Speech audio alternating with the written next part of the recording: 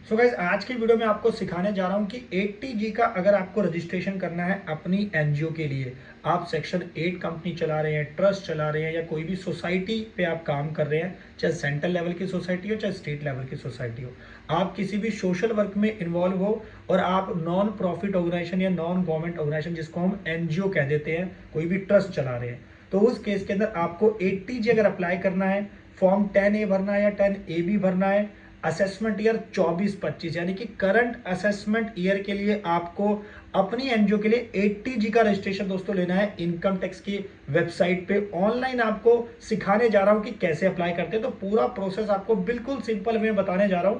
तो दोस्तों वीडियो होने वाली है बहुत ज्यादा इंपॉर्टेंट, इसलिए आपसे मैं कहता हूं कि वीडियो को पूरा देखें और स्किप ना करें।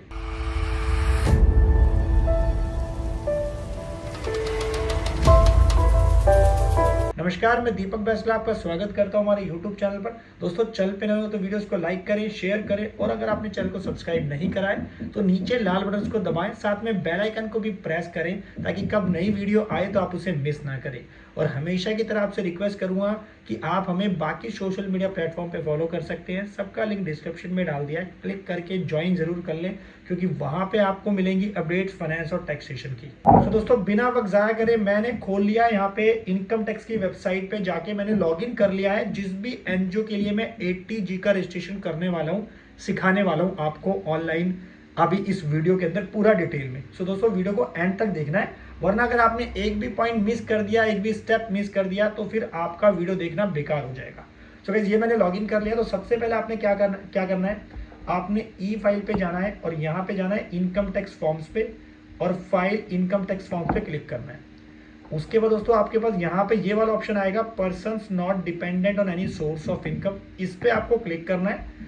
इस पे क्लिक करने के बाद जैसे आप इसको नीचे स्क्रॉल करेंगे तो यहाँ पे आपको दिख जाएगा फॉर्म 10A। तो ये रहा हमारे पास form 10A, tax exemption and relief के लिए होता है form 10A, application for registration और प्रोविजन रजिस्ट्रेशन और इंटीमेशन और अप्रूवल और प्रोविजन अप्रूवल। फाइल नाउ पे जैसे ही आप क्लिक करेंगे तो गाइस अभी मैं आपको सिखाने जा रहा हूं कि हम प्रोविजनल रजिस्ट्रेशन कर रहे हैं, ठीक है। इस केस के अंदर अब अभी हम प्रोविजनल रजिस्ट्रेशन कर रहे हैं 80G का। सुबह जैसे जैसे हम फॉर्म आगे भरेंगे तो मैं आपको बताऊंगा। अभी हम फॉर्म भरने वाले हैं फॉर्म 10A। तो यहाँ पे आपको सेलेक्ट करना है असेसमेंट ईयर 24-25, जैसे मैंने वीडियो के स्टार्टिंग में बताया था करंट असेसमेंट ईयर के लिए मैं आपको सिखा रहा हूँ। कंटिन्यू पे क्लिक करेंगे, उसके बाद गाइस आपको क्लिक करना है लेट्स गेट स्टार्टेड पे। तो जैसे ही आप इस पे क्लिक करेंगे तो ये आपके सामने खुल जाएगा फॉर्म 10A की सारी रिक्वायरमेंट। बेसिकली आपको इन जो 7 से 8 पॉइंट है ये आपको एक एक पॉइंट को डिटेल मेंशन करनी है और अकॉर्डिंगली आपको पूरा जो फॉर्म है वो फिलअप हो जाएगा। तो सबसे पहले हमें जाना है इनकॉर्पोरेशन और कॉन्स्टिट्यूशन डिटेल्स में दोस्तों जाना है। तो गाइस सबसे पहला स्टेप है हमें यहाँ पे मेंशन करनी है इनकॉर्पोरेशन और कॉन्स्टिट्यूशन डिटेल्स, राइट। जिसमें हमारा पैन नंबर है वो ऑटोमेटिक आ गया है, नेम आ गया है, एड्रेस आ गया है। अब इसके अलावा जो इंपॉर्टेंट पॉइंट है जो आपको ध्यान से सुनना है, जो यहाँ पे सेकंड पॉइंट है सेक्शन कोड, कि आपको क्या सेलेक्ट करना है। देखिए 80G अगर आप अप्लाई कर रहे हैं और आप प्रोविजनल रजिस्ट्रेशन अप्लाई कर रहे हैं 10A के अंदर, अपनी आपकी नई सोसाइटी या नई ट्रस्ट या नई कोई भी आपकी एनजीओ है, सेक्शन 8 कंपनी है, सो नई एनजीओ के लिए आप 10A अप्लाई कर रहे हैं, प्रोविजनल रजिस्ट्रेशन अप्लाई कर रहे हैं, पहली बार अप्लाई कर रहे हैं, तो आपको यहाँ पे जो सेक्शन कोड सेलेक्ट करना है वो 12 सेलेक्ट करना है, राइट। तो कंफ्यूज नहीं होना है। अभी भी बहुत सारी क्वेरीज आती हैं कि सर समझ नहीं आ रहा, समझ में आया, तो मैंने सोचा दोबारा से एक वीडियो बनाते हैं जिसके अंदर हम करंट असेसमेंट ईयर के लिए आपको ऑनलाइन पूरा प्रैक्टिकल लाइव दिखा रहा हूं मैं आपको कि कैसे अप्लाई करना है, ठीक है। तो 12 आपको 80G के लिए अप्लाई करना है। नेचर एक्टिविटी आपको सेलेक्ट करनी है कि आपकी एनजीओ की जो ऑब्जेक्टिव है क्या है, वो चैरिटेबल है, चैरिटेबल काम करेगी या रिलीजियस कम चैरिटेबल दोनों काम करेगी। आपका टाइप ऑफ कॉन्स्टिट्यूशन क्या है, ट्रस्ट है, सोसाइटी है, कंपनी है, अदर है। जैसे हम कंपनी के केस में सेक्शन 8 कंपनी की बात कर रहा हूँ मैं इस केस में, तो हम उसका सेलेक्ट करें यहाँ पे। और वो कौन से एक्ट में रजिस्टर्ड है, किसी भी और इंस्ट्रूमेंट में रजिस्टर्ड है तो येस और नो में जवाब देना है। उसकी इनकॉर्पोरेशन की डेट यहाँ पे मैंने मेंशन कर दी दोस्तों। ये आप इनकॉर्पोरेशन की जो डेट है इसको आप पेन नंबर से जरूर मेंशन करें, ठीक है। उसके बाद रजिस्ट्रेशन नंबर हमने मेंशन कर दिया है।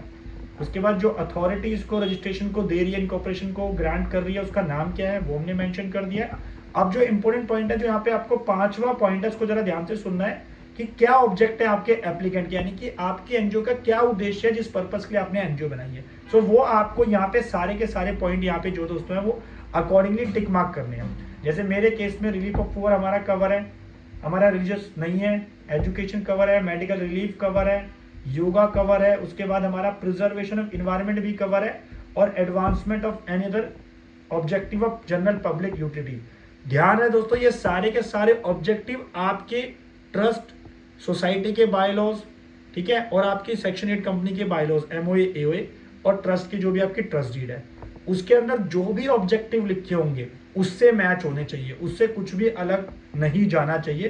तो ये ध्यान रहे। तो इसलिए मैं आपसे कहूंगा कि आप इसको अपने आप से ट्राई कर सकते हैं भरने के लिए, लेकिन बहुत सारे लोगों को प्रैक्टिकली प्रॉब्लम आती है, वो गलती कर देते हैं। सो किसी भी आप प्रोफेशनल की हेल्प ले सकते हैं, इवन आप हमारी टीम से भी बात कर सकते हैं। अभी हमने यूट्यूब कस्टमर्स के लिए डिस्काउंट दे रखा है 30% का। सो आप नीचे दे नंबर पे कॉल कर सकते हैं, हमारी टीम से बात कर सकते हैं। सो अब आता है हमारा नेक्स्ट पॉइंट 6 की, अगर आपकी ट्रस्ट डीड के अंदर ट्रस्ट इररिवोकेबल का क्लॉज है तो आपको येस और नो सेलेक्ट करना है। जैसे सेक्शन 8 कंपनी के केस में यहाँ पे एप्लीकेबल नहीं है तो उसको हम सेव कर देंगे। तो जैसे इसको सेव करेंगे तो हमारा पहला पॉइंट यहाँ कंप्लीट हो गया है। अब जाते हैं अदर रजिस्ट्रेशन डिटेल में, कि हमने किसी और, मान लो दर्पण एनजीओ में कर रखा है, एफसीआरए ले रखा है, या किसी भी और इनकम टैक्स के रजिस्ट्रेशन हमने यहाँ पे कर रखा है, तो उस केस में यस और नो जवाब देना है। जैसे इस केस में हमारा दर्पण में रजिस्टर्ड है तो उसको यस करेंगे, और यहाँ पे हम जैसे इसमें मेंशन कर देंगे हमारा रजिस्ट्रेशन नंबर विद द दर्पण पोर्टल ऑफ नीति आयोग, यहाँ पे इसको सेलेक्ट करेंगे और अकॉर्डिंगली रजिस्ट्रेशन नंबर डालेंगे, डेट रजिस्ट्रेशन डालेंगे और उसको ऐड कर देंगे। तो हमने यहाँ पे रजिस्ट्रेशन नंबर जो है दर्पण का नीति आयोग का वो यहाँ पे ऐड कर दिया, जैसे इस केस में एप्लीकेबल था। अब उसके पास नेक्स्ट पॉइंट है कि क्या आपकी रजिस्ट्रेशन जो आपने एप्लीकेशन है पहले कभी आपकी रिजेक्ट हुई है, आप यस और नो में जवाब देना है। सेक्शन 10 सब क्लॉज 21 एप्लीकेबल नहीं है तो नो कर दिया, सेव कर देंगे, तो आपका सेकंड स्टेप भी कंप्लीट हो गया। थर्ड स्टेप है जो कि बहुत इंपॉर्टेंट है कि यहाँ पे हमें मेंबर्स ऐड करने हैं। अगर हमारी ट्रस्ट के ट्रस्टीज हैं, सोसाइटी के कोई मेंबर्स हैं और सेक्शन 8 कंपनी के डायरेक्टर्स हैं दोस्तों, तो हमें यहाँ पे सारे वो ऐड करने हैं। उनके नेम, उनका रिलेशन क्या है, उनका आधार कोड, उनका Aadhaar number, PAN number, mobile number, email ID, address, ये सब चीज़ मेंशन करनी है। सो ज़रूरी नहीं है कि आपको अगर किसी सोसाइटी या किसी भी कंपनी सेक्शन 8 कंपनी में या ट्रस्ट के अंदर 15-20 लोग हैं या 50 लोग हैं तो उन सबका ऐड करना है। आप जो है कम से कम क्राइटेरिया के बेसिस पे कर सकते हैं। जैसे ट्रस्ट के अंदर कम से कम 2 लोग चाहिए तो मेन मेंबर्स को ऐड कर सकते हैं। सोसाइटी में कम से कम 7 लोग चाहिए तो आपको 7 लोग ऐड करने पड़ेंगे। सेक्शन 8 कंपनी है तो कम से कम 2 डायरेक्टर्स ऐड करने पड़ेंगे। तो ये आपको ध्यान रखना है। सो गाइस यहाँ पे मैंने तीनों डायरेक्टर्स की डिटेल्स ऐड कर दी है, उनका नाम, एड्रेस, आधार नंबर, सब। तो हमारा थर्ड स्टेप भी कंप्लीट हो गया है। अब आते हैं details of assets and liabilities पे। सो पहला यहाँ पे 10 पॉइंट पूछ रहा है कि has return of income has been filed for the last assessment year for which due date expire, यानी कि क्या आपने उस असेसमेंट ईयर के लिए आईटीआर फाइल कर दिया जिसकी जो ड्यू डेट एक्सपायर हो चुकी है। तो आपको यस और नो में जवाब देना है। अकॉर्डिंगली हमने इसको नो सेलेक्ट कर रखा है।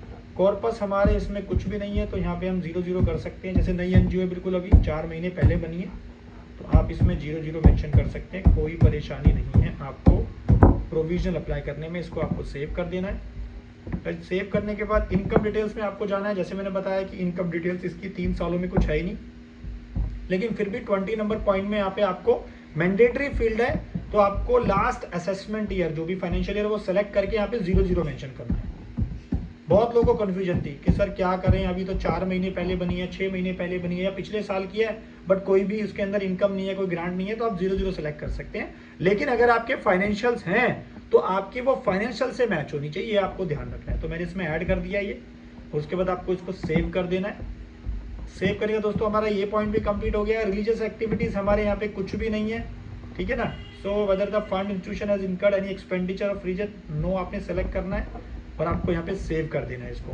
हालांकि ये पॉइंट नहीं आना चाहिए था क्योंकि हमने वहाँ पे रिलीजियस एक्टिविटी सेलेक्ट नहीं करी थी फर्स्ट वाले पॉइंट में, ठीक है। आपके बाद आता है फिर वेरिफिकेशन की बात होती है। तो वेरिफिकेशन यहाँ पे किसी भी एक जो भी मेन मेंबर है आप उसको सेलेक्ट कर सकते हैं। वो आपको बताऊंगा कैसे सेलेक्ट करना है, वो मैं आपको बाद में बता दूंगा।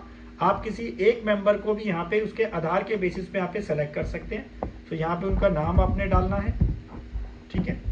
उसके बाद अकॉर्डिंगली यहाँ पे आपने फर्दर सेलेक्ट करना है ये, और यहाँ पे प्लेस मेंशन करना है और इसको सेव कर देना है। फिर सेव करने के बाद यहाँ पे अटैचमेंट्स आपको करनी है।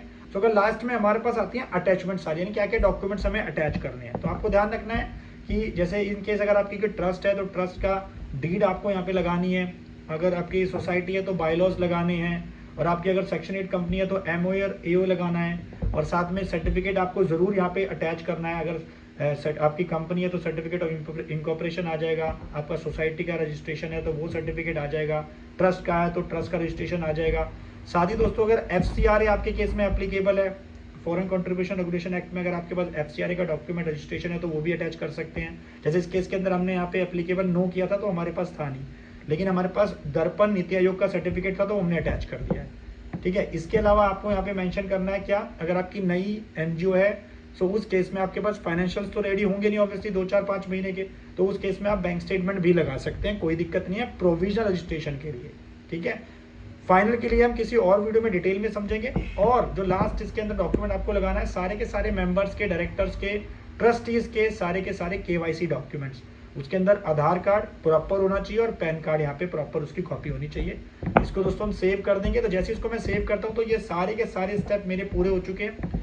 मैं प्रीव्यू पे क्लिक करूंगा, आप इस पूरे फॉर्म को देख सकते हैं, डाउनलोड कर सकते हैं। उसके बाद दोस्तों आपने जाना है प्रोसीड टू E-वेरीफाई पे, आप इसको यस करेंगे। सो गाइस अब हम इसको लास्ट स्टेप में बता रहा हूँ आपको, इसको सिर्फ आपको E-वेरीफाई करना है डिजिटल सिग्नेचर अटैच करने के बाद। सो गाइस जैसे इसको आप अटैच कर देंगे, E-वेरीफाई कर देंगे, सबमिट हो जाएगा तो आपका वहाँ पे एक्नॉलेजमेंट जनरेट हो जाएगी और साथ ही आपकी जो रजिस्टर्ड ईमेल आईडी है इनकम टैक्स में, उस पर आपको एक्नॉलेजमेंट आ जाएगी, मेल आ जाएगी। फिर आपको दोस्तों वेट करना है 20 से लेकर 25 डेज का, तो आपके पास प्रोविजनल रजिस्ट्रेशन आ जाएगा 80G का। आशा करता हूँ वीडियो आपको पसंद होगी और इस वीडियो से आपको फिर भी कुछ क्वेश्चन क्वेरी है तो आप प्लीज कमेंट करके पूछ सकते हैं, हमारी टीम आप तक पहुंचकर इसका रिप्लाई करेगी। Thank you.